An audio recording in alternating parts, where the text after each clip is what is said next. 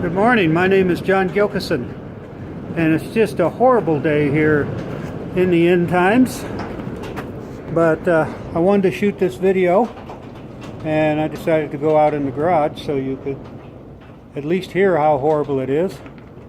We're still charging our PHEV here, because we got to go pick our son up from work.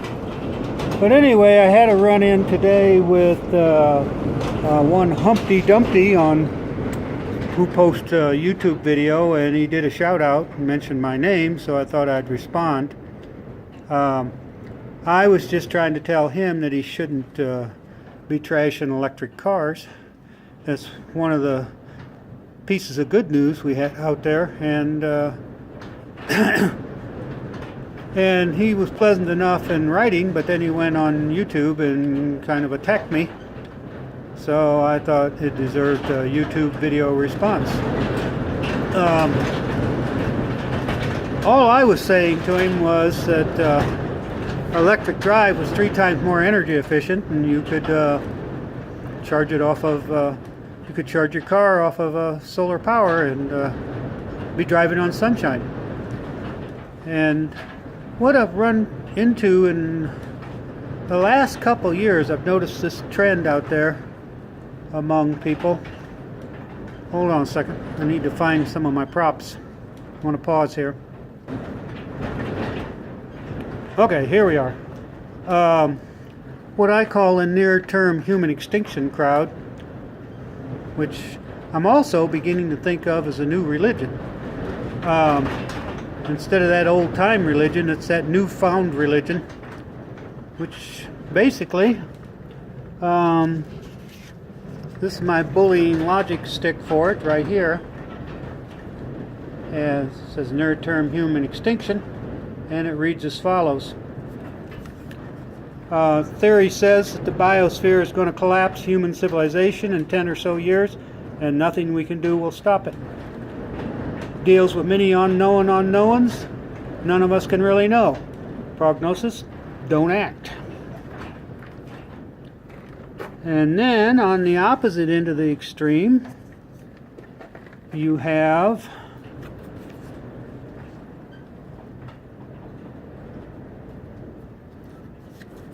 climate change denial. Theory postulates science and the scientists have been lying to us for the last 170 years. There is no climate change, and it's all a giant conspiracy to rob us of all of the good life. And somewhere in the middle,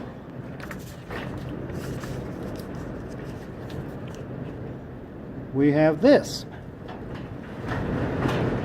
Climate change mitigation.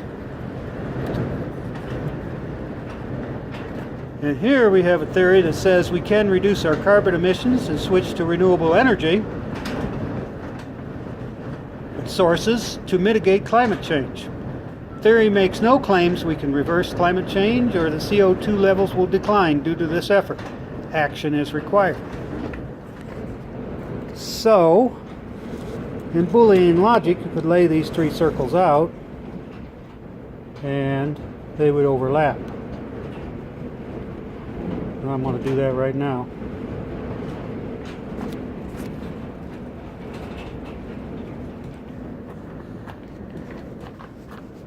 And show it to you.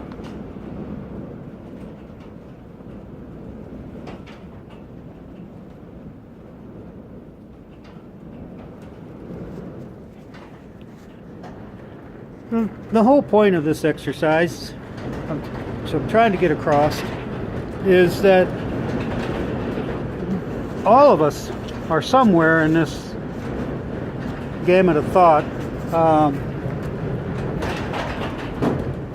Even people who do not deny climate change, and I have,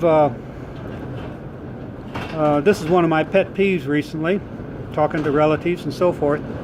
They do not deny that climate change is human caused and that we need to do something about it. But they exhibit another form of denialism, which I think is far more pernicious.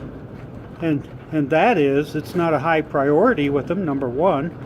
Number two, they don't really need to act in their personal lives, and that they have higher priorities, like getting on a jet and flying to Spain and taking a cruise ship around the Mediterranean.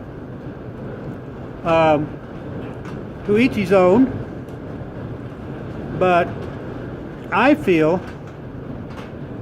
that a no regrets scenario is the best. Even if climate change represents an existential threat to us and is going to be terminal to us all in 10, 20, 30 years, who knows. Reducing your energy consumption through energy efficiency, through electric drive, for example, or LED light bulbs, or also in our case, see if you can't see these solar panels out here. These are what's providing the power out there just beyond that building to charge my car. So, even if you do all those things, it's no harm, no foul. You have, for example, reduced your electrical costs. You have more money in your pocket. You've made less impact on the planet than you would have ordinarily, and you will be able to look your grandchildren in the eye and say, you tried to do something. Even if our collective folly took us over the edge of human extinction, or does take us over, you won't be one of the people who, when we could have acted, did nothing, sat on your hands. So one of the examples I've come up with, which I just did a video on it, and I think it's really important thing about this car right here, is a comparison of the electric drive and the internal combustion engine. And what I did is I prorated everything for 1,000 miles, and it only took, I'm going to round these off, it only took 1.01 million BTUs for this car to travel 1,000 miles on an electric drive. And that includes charging losses. However, the internal combustion engine, which is on board this car, uses 3.4 million BTUs per 1,000 miles. And I figure the ratio is 1 to 3.36. In other words, the electric drive is 3.36 times more energy efficient to drive your car down the road. And I see no reason to attack this and to accuse people who drive electric cars of snobbery and, oh, they're effete and they think they're going to save the planet and so forth. I happen to be one of these people who think that near-term human extinction is